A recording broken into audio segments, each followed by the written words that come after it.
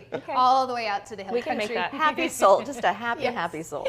Let me show you what's going on with your forecast here, because clouds and radar showing dry conditions, nothing on regional radars, not yet. That will change in a very big way. Texas is going to be a hot spot for severe thunderstorms later on today. Live look outside. Good morning, Marble Falls. Speaking of beautiful spots in the hill country, this is the River City Grill Highland Furniture Camera. Even in black and white, we look good.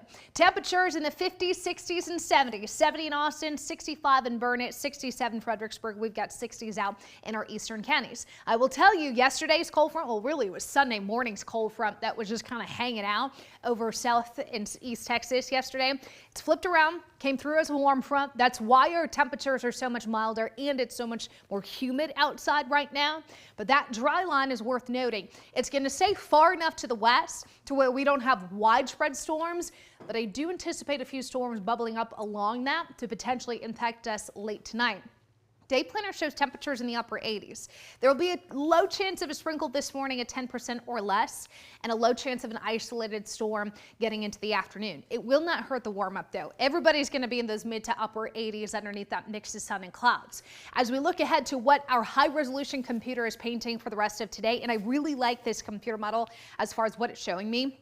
A couple sprinkles, a lot of cloud cover, nothing exciting for your morning drive. This afternoon, some clearing of those clouds.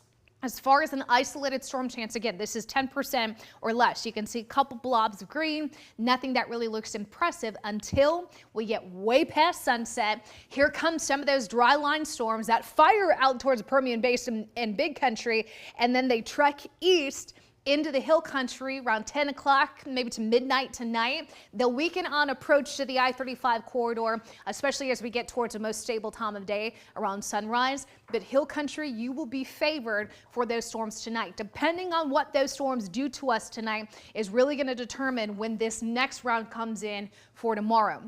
I do anticipate Wednesday's run to look a little better than what we'll get tonight, but for those in the hill country, heads up. Any storm that has enough strength to hold together could bring hail and wind to you overnight.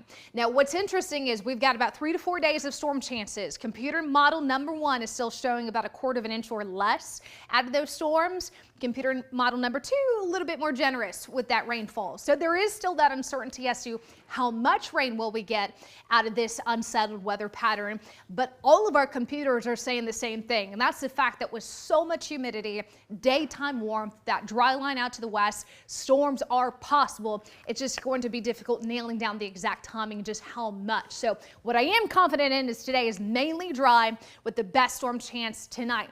Depending on if those storms blow up overnight or barely give us anything at all is going to affect the timing of tomorrow. If we see good storm action tonight, it's going to take a little while for those atmosphere to recover. So that could impact tomorrow's timing. I still anticipate some storms Thursday and Friday before eventually the trend shows drier skies and warmer temperatures heading into the weekend. But nature of the beast this time of year, tracking these storms and how they affect one another will of course stay on top of it for you. It's not just us